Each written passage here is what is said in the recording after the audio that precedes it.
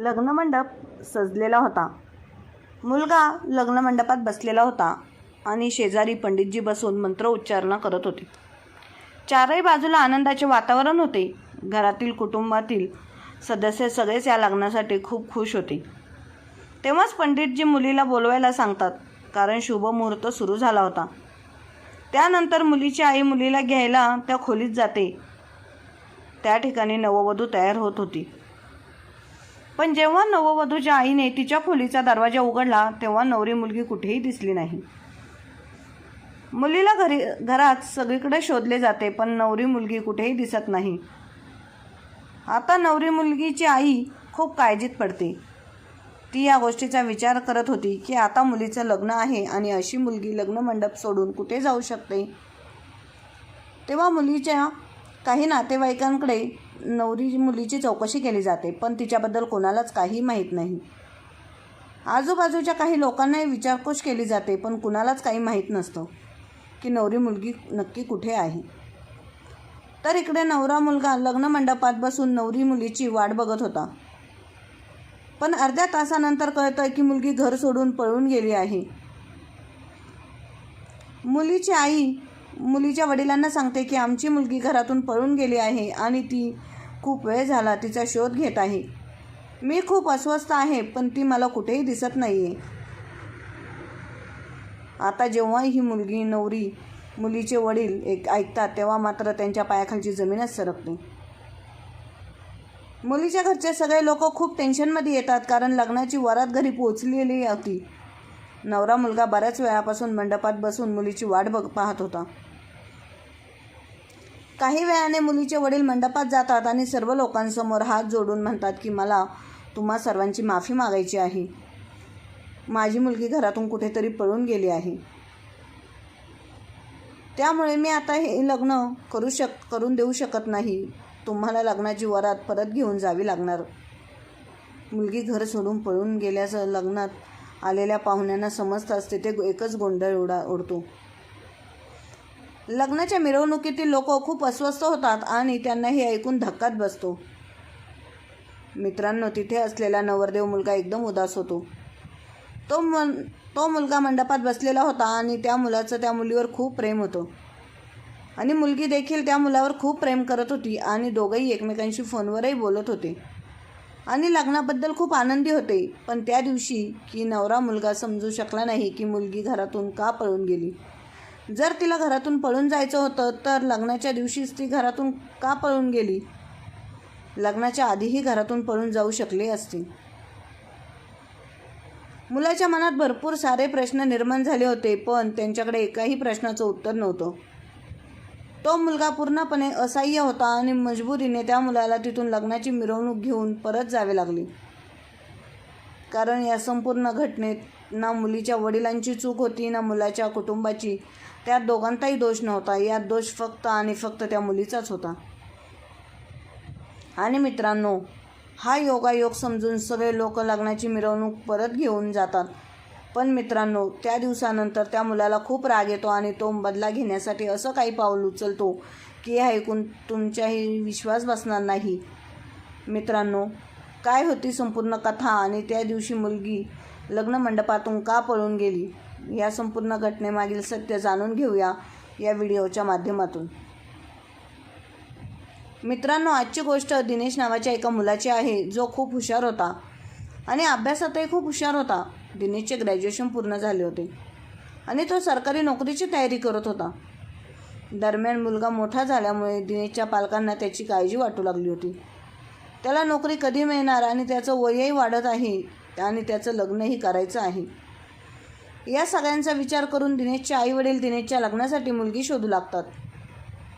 पण एके दिवशी दिनेशचे मामा दिनेशच्या वडिलांना सांगतात की त्याच्या नातेवाईकांची एक चांगली मुलगी आहे आणि ती मुलगी शिकलेली आहे. मुलगी खूप सुंदर आहे, तिच्यात कोणताही दोष नाही. त्यामुळेच दिनेशच्या वडिलांनी मामांना सांगितले की ठीक आहे, जर मुलगी सुंदर आहे आणि अभ्यासातही खूप हुशार आहे तर तुम्ही एक काम करा, तुम्ही तिच्या पालकांशी बोला. त्यानंतर आपण मुलीला भेटण्यासाठी मुलीला पाहण्यासाठी तिच्या घरी जाऊ. अशा प्रकारे दिनेशचे मामा मुलीच्या घरच्यांशी बोलतात आणि मुलीला दाखवण्यासाठी एक तारीख निश्चित केली जाते. त्यानंतर दिनेशचे आईवडील ठरलेल्या तारखेनुसार मुलीला पाहण्यासाठी तिच्या घरी जातात. दिनेशच्या फॅमिलीला ती मुलगी खूपच आवडते, कारण ती मुलगी खूप सुंदर, हसतमुख आणि हसत खेळत राहणारी मुलगी होती. त्यानंतर दिनेश आणि त्या मुलीला एकांत दिला जातो बोलण्यासाठी. त्यांच्यात बोलणं झाल्यानंतर दिनेश त्याच्या वडिलांना येऊन सांगतो की बाबा, मला मुलगी पसंत आहे, मला काहीच प्रॉब्लेम नाही, मी लग्नासाठी तयार आहे. त्यानंतर मुलीला विचारलं जातं की तुला मुलगा पसंत आहे की नाही. तेव्हा मुलगी ही होकारार्थी मान हलवते आणि ती सांगते की मलाही मुलगा पसंत आहे, हे मी त्यांच्यासमोर लग्न करायला तयार आहे. आता यानंतर दोघांचं लग्न फिक्स केलं जातं आणि लग्नाची ठराविक तारीख ठरवली जाते. त्यानंतर दिनेश त्या मुलीचा फोन नंबर घेतो आणि तिथून आपल्या फॅमिलीसोबत घरी वापस निघून जातो. आता दिनेश आणि त्या मुलीमध्ये दररोज चर्चा होत होती आणि दोघंही तासनतास फोनवर बोलत राहायचे. आता या पद्धतीने असाच वेळ निघून जातो. काही महिन्यानंतर लग्नाची तारीख जेव्हा जवळ येते तेव्हा मुलगा धूमधडाक्यात आपली लग्नाची संपूर्ण तयारीला लागतो. आणि जेव्हा वरात घेऊन मुलीच्या घरी पोहोचतो तेव्हा मुलीच्या घरच्यांनी त्यांचं खूप जास्त मानसन्मानाने खूप स्वागत केलं, छान प्रकारे केलं जातं. मुलगा लग्न मंडपात जाऊन बसतो तर दुसरीकडे मुलगी तिच्या रूममध्ये तयार होत होती आणि आपल्या लग्नाची वाट पाहत होती. पण कळत नव्हतं की ती ढसाढसा का रडत होती आणि कोणाच्याच काही लक्षातही येत नव्हतं की मुलगी इतकी का रडत आहे. काही लोक विचार करत होते की कदाचित आज तिचं लग्न आहे म्हणून ती रडत असेल, तिला इथून जाण्याचं मन होत नसेल. पण कोणालाच या गोष्टीची अजिबात खबर नव्हती तिला रडण्याचं कारण काय होतं. काही वेळाने पंडितजी म्हणतात की मुलीला मंडपात घेऊन या. जेव्हा मुलीची आई मुलीला मंडपात घेऊन येण्यासाठी तिच्या खोलीत जाते, त्या खोलीत मुलगी तयार होत होती तेव्हा तिथे मुलगी दिसतच नाही. मुलीची आई त्या खोलीत सगळीकडे मुलीला शोधते पण मुलगी कुठेही दिसत नाही. तिची आई तिच्या जवळच्या नातेवाईकांना विचारते की त्यांची मुलगी कुठे निघून गेली, पण त्या मुलीबद्दल कोणाला काहीच माहीत नसतं. त्या मुलीची आई ज्या खोलीत ती तयार होत होती त्या खोलीत बसून ढसाढसा रडू लागते. जेव्हा मुलीच्या आईचा रडण्याचा आवाज मुलीचे वडील ऐकतात तेव्हा तेही तिथे धावत पोहोचतात आणि त्यांच्या बायकोला विचारतात की काय झालं, तू रडत का आहेस.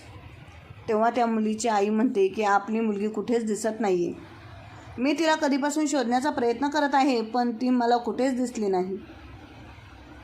मला असं वाटत आहे की ती घर सोडून पळून गेली आहे. आता जेव्हा मुलीच्या वडिलांना ही गोष्ट कळते की लग्नाच्या दिवशीच त्यांची मुलगी घर सोडून कुठेतरी निघून गेली आहे तेव्हा ते खूप जास्त हैराण होतात. त्यांच्या पायाखालची जमीनच सरकते. साहजिकच गोष्ट आहे की मुलीचं लग्न आहे आणि लग्नाच्या दिवशी जर मुलगी आपलं घर सोडून कुठेतरी पळून गेली तर तिच्या आईवडिलांच्या इज्जतीचं काय होणार आणि जो मुलगा वरात घेऊन तिथे लग्न करण्यासाठी आला आहे त्याचं काय होणार. या सगळ्या गोष्टींचा विचार करून मुलीचे वडील जास्त टेन्शनमध्ये येतात. त्यांच्या डोळ्यांतून अश्रूंच्या धारा वाहू लागतात. आता मुलीचे वडील घराबाहेर पडतात आणि बऱ्याच ठिकाणी आपल्या मुलीला शोधण्याचा प्रयत्न करतात, पण त्यांची मुलगी त्यांना कुठेही दिसत नाही. आणि इकडे दिनेश मंडपात बसून आपल्या होणाऱ्या बायकोची वाट पाहत बसला होता. पण जसजसा वेळ जात होता तसा संपूर्ण आलेल्या पाहुण्यांमध्ये चर्चा होऊ लागते आणि हळूहळू सगळ्यांनाही गोष्ट कळते की मुलगी घर सोडून कुठेतरी निघून गेली आहे. काही वेळाने मुलीचे वडील मंडपात येतात आणि पडवीत बसलेल्या सर्वांसमोर हात जोडून माफी मागतात आणि म्हणतात की प्लीज तुम्ही लोक आम्हाला माफ करा, यात आमचा काही दोष नाही. आमची मुलगी घर सोडून कुठेतरी पळून गेली आहे. आम्ही तिला शोधण्याचा खूप प्रयत्न करत आहोत पण ती कुठेच सापडत नाही आहे. कदाचित तुम्हा लोकांना इथून लग्नाची वरात परत न्यावी लागेल. मी याबद्दल दिलगिरी व्यक्त करतो. यात आमची काहीही चूक नाही. मुलगा मंडपात बसलेला होता, त्याच्याजवळच पंडितजीही बसलेले होते आणि त्यांच्याजवळ त्याच्या घरचे चारही बाजूंनी बसलेले होते. आता जेव्हा ही गोष्ट त्या मुलाला माहीत पडते की मुलगी मंडप सोडून पळून गेली आहे तेव्हा त्याला काहीच समजत नव्हतं की त्या मुलीने असं पाऊल का उचललं असेल. मुलगा विचार करत होता की तिला काही कुठलीही अडचण आली असती तर तिने माझ्याशी ही गोष्ट शेअर केली असती की तिला काही प्रॉब्लेम आहे. पण आज जेव्हा मी लग्नाची वरात घेऊन इथे आलो आहे तर ती माझ्यासोबत असं कसं करू शकते. मुलगा मुलीच्या आईवडिलांकडून माहिती घेण्याचा प्रयत्न करतो की तिला काय प्रॉब्लेम झाला, तिला कोणता त्रास होता, तिने कोणत्या कारणासाठी घर सोडलं. तेव्हा मुलीचे आईवडील मुलाला सांगतात की बेटा, आम्हाला यातलं काहीच माहीत नाही की तिच्यासोबत नक्की काय झालं आहे आणि ती घर सोडून का आणि कुठे निघून गेली आहे. त्या क्षणी दिनेशच्या मनामध्ये अनेक प्रश्न निर्माण झाले होते, पण उत्तराच्या नावाखाली त्यांच्याकडे काहीच नव्हतं. मुलाला हे सुद्धा समजत नव्हतं की मुलगी घर सोडून का निघून गेली. आता मजबुरीमध्ये मुलाला त्या दिवशी त्याची लग्नाची वरात परत घरी घेऊन जावी लागते, कारण यात ना त्या मुलीच्या आईवडिलांची काही चूक होती, ना त्या मुलाच्या घरच्यांची किंवा ना त्या मुलाची काही चूक होती. जर मुलगीच तिथे उपस्थित नव्हती तर लग्न तरी कुणासोबत होणार, हाच विचार करून सगळे लोक तिथून लग्नाची वरात घेऊन परत निघून जातात. आता त्या मुलीचं नाव सुवर्णा होतं आणि जेव्हा त्याच्या लग्नाची वरात घेऊन घरी निघून जातो तेव्हा घरी गेल्यानंतर दिनेश विचार करू लागतो की सुवर्णाने त्याच्यासोबत असं का केलं असेल. कारण दोघेही तासनतास फोनवर बोलायचे, पण सुवर्णाने कधीही दिनेशला सांगितलं नव्हतं की तिला कोणत्या गोष्टींपासून त्रास आहे किंवा कोणत्या गोष्टींमुळे तिला टेन्शन आहे, किंवा सुवर्णाने असंही कधी सांगितलं नव्हतं की तिला दिनेशबरोबर लग्न करायची इच्छा नाही, कारण ती दिनेशसोबत खूप जास्त आनंदी होती. दिनेश सारखा याच गोष्टींचा विचार करत होता आणि सारखा सुवर्णाच्या फोन लावून बघत होता, पण सुवर्णाचा फोन लागतच नव्हता. तिचा फोन स्विच ऑफ येत होता. काही दिवसानंतर दिनेशचे मामा दिनेशच्या घरी येतात आणि ते दिनेशला सांगतात की दिनेश बाळा, ज्या मुलीसोबत तुझं लग्न फिक्स झालं होतं त्या मुलीला सरकारी नोकरी मिळाली आहे आणि ज्या दिवशी तू लग्नाची वरात घेऊन तिथे गेला होतास त्याच दिवशी तिला कळालं होतं की तिची जॉईनिंग झाली आहे आणि तिला सरकारी नोकरी मिळाली आहे. ज्या कारणास्तव ती घर सोडून पळून गेली आणि तुझ्यासोबत लग्न केलं नाही. मुलीला वाटलं की जर तिने तुझ्यासोबत लग्न केलं तर कदाचित तिचं आयुष्य बर्बाद होईल, कारण त्यावेळेस तू काहीच काम करत नव्हतास आणि आजही काहीच करत नाही आहेस. आता जेव्हा दिनेश हे सर्व ऐकतो की सुवर्णाला नोकरी मिळाल्यामुळे तिने लग्न केले नाही आणि मला काही सांगितलंही नाही, तेव्हा दिनेशला जास्त वाईट वाटतं आणि दिनेश त्या दिवशी त्याच्या मनाशी ठाम निश्चय करतो की आयुष्यात एकच दिवस तिच्यापेक्षाही मोठा व्यक्ती बनून दाखवेल आणि जी नोकरी ती करत आहे तिच्यापेक्षाही मोठ्या पोस्टवर नोकरी करून दाखवेल. ज्या दिवशी दिनेश त्याच्या मामाला सांगतो की मामा, एकदा तुम्ही माझं त्या मुलीशी बोलणं करून द्या, तेव्हा दिनेशचे मामा सुवर्णाच्या घरच्यांना फोन करतात आणि त्यांना सांगतात की दिनेशला सुवर्णासोबत काही बोलायचं आहे, पण सुवर्णा त्याच्याशी बोलण्यासोबत नकार देते. या कारणास्तव दिनेशला आणखीन जास्त वाईट वाटतं आणि त्याच्या आत्मविश्वासाला ठेच पोहोचते. दिनेश विचार करतो की सरकारी नोकरीमध्ये असं काय होतं ज्या कारणास्तव ती मला सोडून निघून गेली, कारण जेव्हाही दोघं फोनवर बोलायचे तेव्हा दोघेही एकमेकांना वचन द्यायचे की आपण दोघं आयुष्यभर एकत्र राहणार, एकमेकांना साथ देणार, एकमेकांची साथ कधीही सोडणार नाही. तेव्हा दिनेश त्या मुलीचा बदला घेण्यासाठी त्याचा स्वतःचा अभ्यास पुन्हा सुरू करतो आणि भरपूर मन लावून अभ्यास करू लागतो. आता असेच दिवस निघून जातात तर तिकडे सुवर्णा रेल्वेमध्ये सरकारी नोकरी करत होती आणि इकडे दिनेश कलेक्टर बनण्याची तयारी करत होता. कारण दिनेशचं ग्रॅज्युएशन आधीच पूर्ण झालेलं होतं, आता फक्त त्याला कलेक्टरच्या परीक्षेची तयारी करायची होती. ज्या कारणास्तव दिनेश कलेक्टरच्या परीक्षेची तयारी करू लागतो आणि त्या परीक्षेच्या तयारीसाठी तो लातूरला निघून जातो आणि तिथे राहूनच त्याचा अभ्यास सुरू करतो. हळूहळू असाच वेळ निघून जातो आणि काही वर्षानंतर दिनेशलाही सरकारी नोकरी मिळते आणि तो आता एक कलेक्टर साहेब झाला होता. आता योगायोगाने दिनेशची पोस्टिंग त्याच शहरात होती ज्या ठिकाणी सुवर्णाची पोस्टिंग होती आणि ती एक रेल्वे अधिकारी होती. इकडे जेव्हा सुवर्णा तिच्या ड्युटीवर जायची तेव्हा तिचा सामना अनेक लाचखोर लोकांसमोर होत होता, जी लोक लाच घेत होती आणि फसवणुकीने पैसे कमवत होते. सुवर्णाही त्यांच्या बरोबरीने मिळून भरपूर पैशांचा घोटाळा करते आणि खूप काही पैसे कमावते. पण दुसरीकडे दिनेश जो आता कलेक्टर झालेला होता तो सुवर्णाबद्दल विचार करू लागतो आणि सुवर्णासोबत बदला घेण्याबद्दल विचार करतो. दिनेशने जाणून बुजून त्याची जॉईनिंग त्याच शहरात घेतली होती जिथे सुवर्णा तिची नोकरी करत होती. शिवाय त्याच शहराच्या आसपास 40 किलोमीटरच्या अंतरावर दिनेशचं घरही होतं, ज्यामुळे दिनेशची ट्रान्सफर त्या शहरात होते. आता दिनेश त्या शहरात येऊन आपली ड्युटी करू लागतो. ड्युटी करता करता 2 महिने झाले होते, पण अजूनही त्याची भेट सुवर्णासोबत झाली नव्हती, कारण आत्ता कुठे त्याची नवीन पोस्टिंग सुरू झाली होती. इथे ट्रान्सफर होऊन आल्यापासून पेंडिंग कामकाजात दिनेश जास्त गुंतलेला होता, ज्यामुळे तो सुवर्णावर लक्ष देऊ शकत नव्हता. एके दिवशी एक माणूस दिनेशजवळ येतो आणि दिनेशला म्हणतो की रेल्वे विभागात एक महिला आहे, तिच्या विरोधात एक FIR दाखल करायची आहे. तेव्हा कलेक्टर साहेब त्या माणसाला विचारतात की त्यांची काय चूक आहे. तेव्हा तो माणूस कलेक्टर साहेबांना सांगतो की साहेब, मी रेल्वे विभागात एक अधिकारी म्हणून काम करतो आणि तीसुद्धा एका रेल्वे विभागात अधिकारी आहे. पण तिचा स्वभाव आणि पैसे कमावण्याची पद्धत मला ठीक वाटत नाही आहे. तिच्यामुळे माझे मोठे साहेब माझ्यावर नेहमी ओरडतात आणि मला त्यांचा ओरडाच ऐकून घ्यावा लागतो. पुढे तो माणूस कलेक्टर साहेबांना सांगतो की त्या महिलेने करोडो रुपयांचा घोटाळा केलेला आहे आणि आत्तापर्यंत तिच्यावर कोणतीही कारवाई झालेली नाही. त्यावर कलेक्टर साहेब त्या माणसाला सांगतात की तुम्ही त्या महिलेचं नाव, पत्ता, मोबाईल नंबर लिहून आम्हाला पाठवून द्या. मी त्यांच्यासोबत बोलणं करीन. त्यानंतर तो माणूस त्या महिलेचं नाव, पत्ता आणि मोबाईल नंबर लिहून कलेक्टर साहेबांना लिहून देतो आणि मग एक FIRसुद्धा दाखल करतो आणि त्या FIRला तिथे जमाही करतो. आता जेव्हा कलेक्टर साहेब त्या महिलेचं नाव वाचतात तेव्हा त्यांना विश्वासच बसत नाही की ती महिला असंही करू शकते. कारण जी महिला सरकारी रेल्वे विभागात होती ती महिला दुसरी कोणी नसून सुवर्णाच होती, जी रेल्वे विभागात नोकरी करत होती आणि रेल्वे विभागांमध्ये ती एक सरकारी अधिकारी होती आणि तिथेच पदांवर राहून ती करोडोंचा घोटाळाही करत होती. आता जेव्हा ही गोष्ट दिनेशच्या कानावर पडते तेव्हा दिनेशलाही तिच्या विरोधात एक चांगली संधी मिळते आपल्या बेइज्जतीला बदला घेण्यासाठी. त्यानंतर दिनेश त्यांची संपूर्ण टीम बनवतो आणि त्या महिलेच्या घरावर छापेमारी टाकतो. छापेमारीच्या दरम्यान सुवर्णाच्या घरात भरपूर पैसे आणि दागदागिने सापडतात. पण त्यावेळेस सुवर्णा घरी नव्हती. सुवर्णा तिच्या ड्युटीवर होती. जेव्हा सुवर्णाच्या घरी छापेमारी होते तेव्हा सुवर्णाचे वडील सुवर्णाला फोन करून सांगतात की बेटे, आपल्या घरी छापेमारी केली जात आहे. आपल्या घरी कलेक्टर साहेब आलेले आहेत आणि कलेक्टर साहेब इथे छापेमारी करत आहेत आणि हे कलेक्टर साहेब दुसरे तिसरे कोणी नसून तेच आहेत ज्यांच्यासोबत तुझं लग्न फिक्स झालं होतं, तोच दिनेश आहे. आता जेव्हा ही गोष्ट सुवर्णाला कळते की तो दिनेश आहे जो कलेक्टर बनला आहे आणि त्यानेच माझ्या घरी छापेमारी टाकली आहे, तेव्हा सुवर्णाच्या पायाखालची जमीनच सरकते. ती हैराण आणि आश्चर्यचकित होऊन एका जागेवर चुपचाप बसून राहते. आता तिला काहीच समजत नव्हतं की हे सगळं काय चाललं आहे आणि आता मी काय करावं.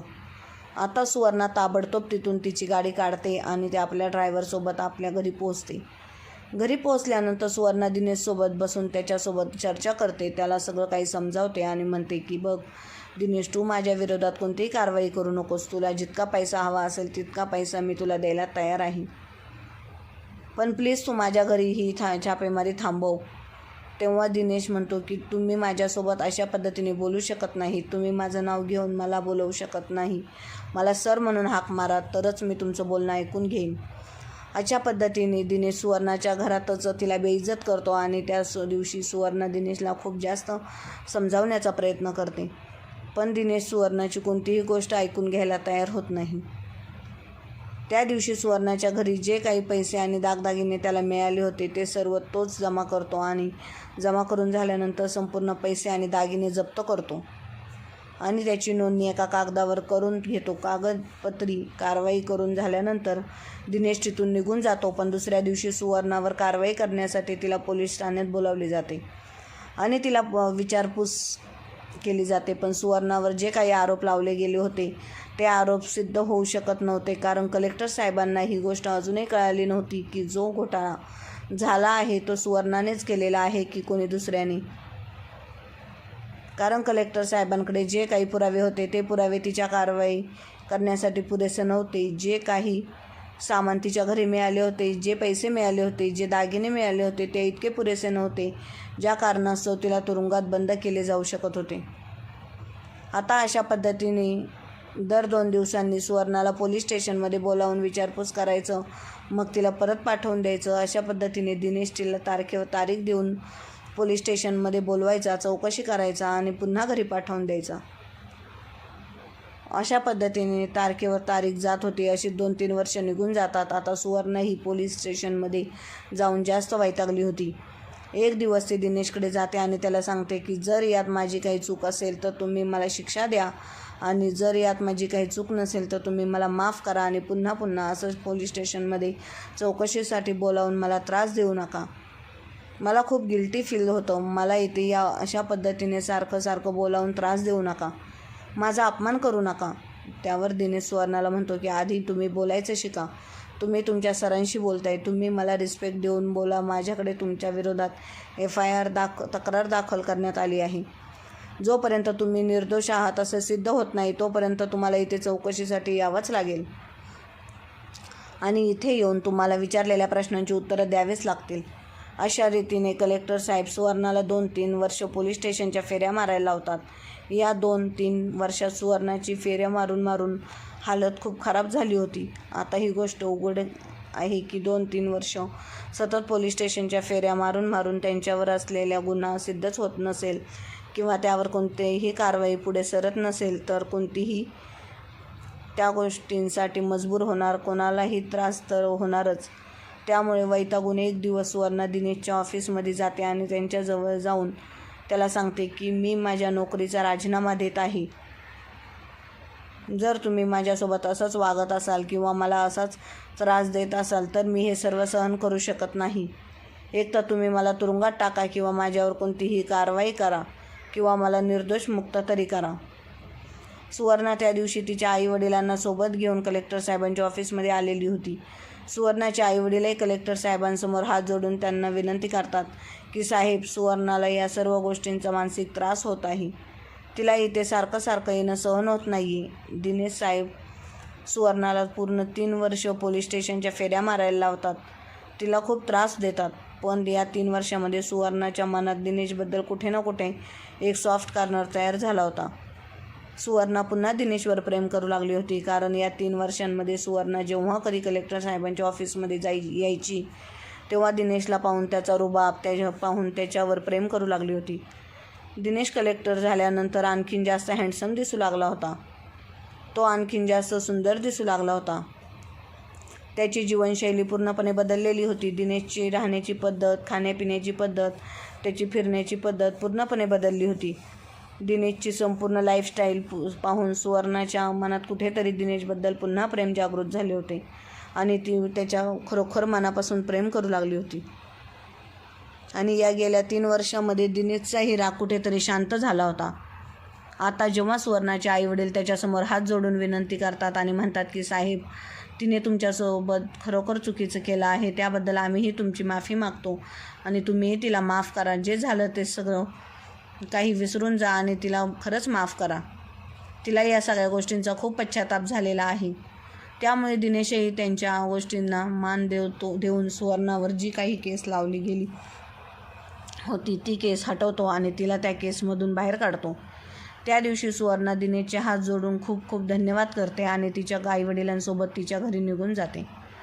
पण घरी गेल्यानंतर सुवर्णा 24 तास फक्त दिनेशचाच विचार करत असते आणि लग्नाअगोदर सुवर्णा आणि दिनेशमध्ये जे काही फोनवर बोलणं होत होतं त्या सगळ्या गोष्टींचा ती पुन्हा पुन्हा विचार करत होती आणि त्याच्याबद्दल विचार करत होती. एक दिवस सुवर्णा दिनेशला फोन करते आणि त्यांना सांगते की मला तुमच्याशी काही महत्त्वाचं बोलायचं आहे.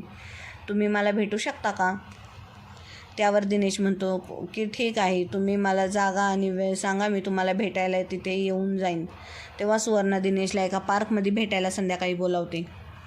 त्या दिवशी दिनेश छान तयार होऊन सुवर्णाला भेटण्यासाठी संध्याकाळी त्या पार्कमध्ये जातो. सुरुवातीचे 5-10 मिनटं दोघंही एकमेकांशी काहीही बोलत नाहीत. पण त्यानंतर त्यांच्यात बऱ्याच चर्चा होतात. तेव्हा सुवर्णा दिनेशला सांगते की त्या दिवशी मी लग्नातून पळून जाऊन तुमच्यासोबत खूप चुकीचं वागले, पण तुम्हीच विचार करू शकता की कोणतीही मुलगी अशा मुलासोबत लग्न करू शकणार नाही जो मुलगा रिकामटेकडा घरी बसलेला आहे, काहीही कमवत नाही, कुठेही नोकरीला जात नाही, कोणताही कामधंदा करत नाही. मी फक्त माझ्या आईवडिलांचा मान राखण्यासाठी तुमच्याशी लग्नाला तयार झाले होते. पण आपलं लग्न ठरल्यानंतर जेव्हा कधी आपण फोनवर बोलत होतो तेव्हा मी खरोखर तुमच्याकडे आकर्षित होऊन तुमच्या प्रेमात पडले होते. तुमच्यावर खरंच प्रेम करू लागले होते. पण सोबतच आपल्या भविष्याचा विचार करून कुठेतरी माझ्या मनात प्रश्न निर्माण झाले होते. शिवाय लग्नाच्या दिवशी मला सरकारी नोकरीचा कॉल आला होता. त्यामुळे मी असा विचार केला की मी आधी 2-3 वर्ष नोकरी करते आणि त्यानंतरच लग्नाचा विचार करते. त्यावेळेस माझ्याकडे दुसरा कोणताही पर्याय नव्हता, मला दिसलत नव्हता आणि म्हणूनच मी त्या दिवशी घर सोडून पळून गेली. मी विचार केला होता की जर मी त्या दिवशी घरीच थांबली असती तर माझ्या घरच्यांनी माझं लग्न तुमच्यासोबत जबरदस्तीने लावून दिलं असतं, शिवाय मला सरकारी नोकरीही करू दिली नसते. आणि म्हणूनच मी माझ्या घरच्यांनाही काही न सांगता घरातून पळून गेली होती. पण आज मी तुम्हाला इथे काहीतरी सांगण्यासाठी बोलावलं आहे. मी खरोखर मनापासून तुमच्यावर प्रेम करते आणि मला तुमच्यासोबत लग्न करायचं आहे. मी त्या दिवशी तुमच्यासोबत लग्न करू शकले नाही, पण आज मी स्वतः तुम्हाला सांगते की मला तुमच्याशी लग्न करायचं आहे. त्यावर दिनेश म्हणतो की जर तुला माझ्याशी लग्न करायचं असेल तर तू माझ्या घरी येऊन माझ्या आईवडिलांची माफी मागावी लागेल, त्यांच्याशी बोलावं लागेल. त्यांनी जर आपल्या लग्नाला होकार दिला आणि तुला माफ केले तरच मी तुझ्याशी लग्न करायला तयार होईल. त्यावर सुवर्ण म्हणते, मी ठीक आहे, मी तुमच्या घरी यायला तयार आहे आणि तुमच्या आईवडिलांची माफी मागायला तरीही तयार आहे, पण मला तुमच्यासोबतच लग्न करायचं आहे. त्यानंतर सुवर्णा दिनेशच्या घरी जाऊन त्याच्या आईवडिलांची माफी मागते आणि दिनेशच्या आईवडीलही मोठ्या मनाने सुवर्णाला माफ करतात आणि त्यांच्या लग्नाला होकार देतात. त्यानंतर दिनेश आणि सुवर्णाचं पुन्हा धूमधडाक्यात लग्न होतं आणि दोघंही आनंदाने राहू लागतात. धन्यवाद.